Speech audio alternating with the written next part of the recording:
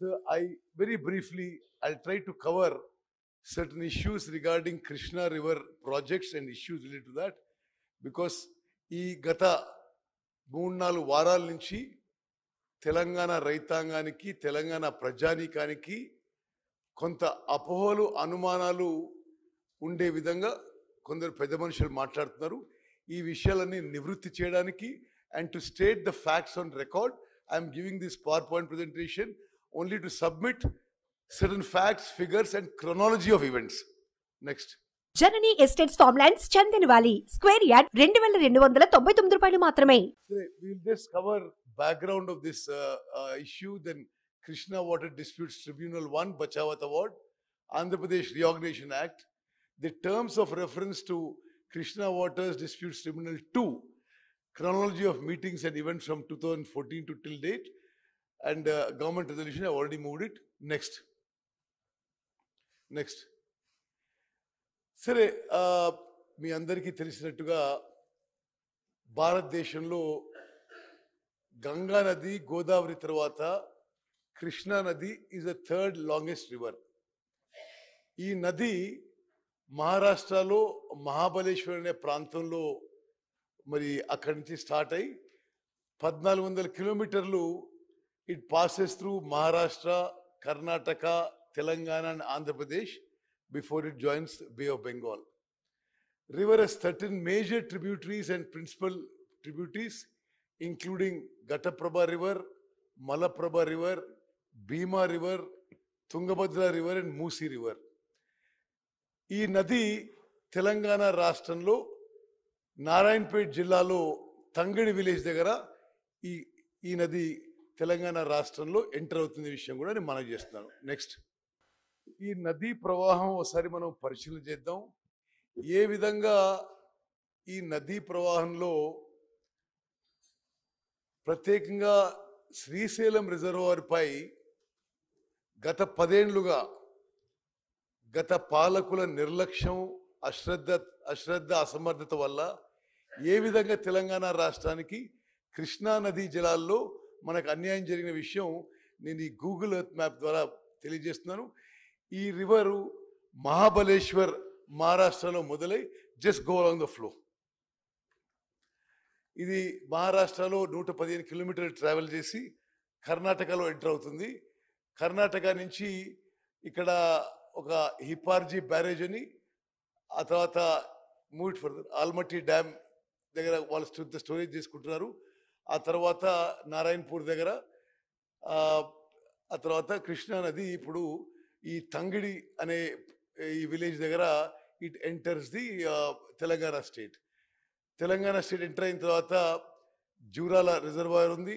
అక్కడ గతంలో కట్టిన ప్రాజెక్ట్ విషయం మీ అందరికీ తెలుసు. I will not go into details of that. Then it comes down and then we come to Srisailam reservoir. Srisailam దగ్గర తుంగభద్ర కూడా ఇక్కడ జాయిన్ అవుతుంది. శ్రీశైలం రిజర్వాయర్లో స్పీకర్ సార్, ఇక్కడ మీ ద్వారా గౌరవ శాసనసభ్యులందరికీ, తెలంగాణ రైతాంగానికి తెలియజేయాల్సిందంటే, తెలంగాణ రాష్ట్రం ఏర్పడ్డది తెలంగాణ నదీ వాటాలు రివర్ షేరింగ్లో గతంలో అన్యాయం జరిగింది.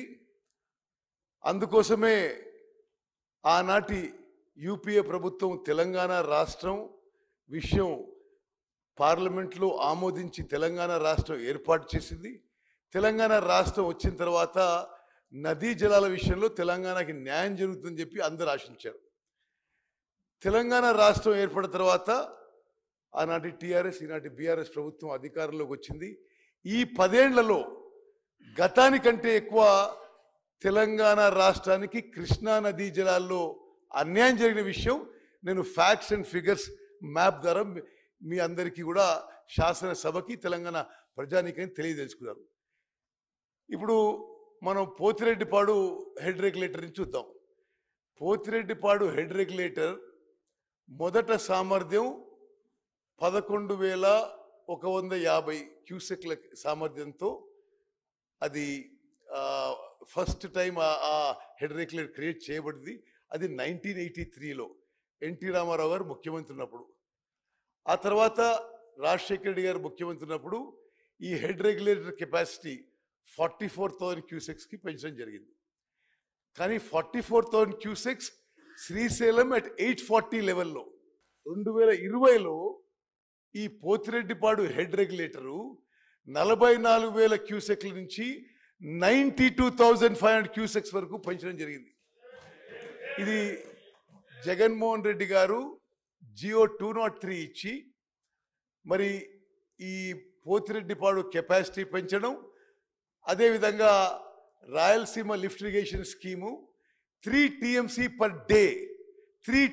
పర్ డే కెపాసిటీతో ఆ జియో 203తో తెలంగాణకి గ్రావిటీ ద్వారా రావాల్సిన నీళ్లు ఇల్లీగల్గా ఆంధ్ర రాష్ట్రం గత ప్రభుత్వం ఉన్నప్పుడు గత పాలకుల మరి ఐదర్ సైలెంట్ అప్రూవల్తో ఈ Pothireddypadu expansion to 92,500 and Rayalaseema lift irrigation scheme 3 TMC per day. ఇది నేను ఫర్దర్ డీటెయిల్స్ తర్వాత వస్తాను. అదేవిధంగా గత 10 ఏళ్లుగా ఇక్కడ Rayalaseema lift irrigation scheme 3 TMC per day గత ప్రభుత్వం ఉన్నప్పుడే నిర్మాణం మొదలైంది.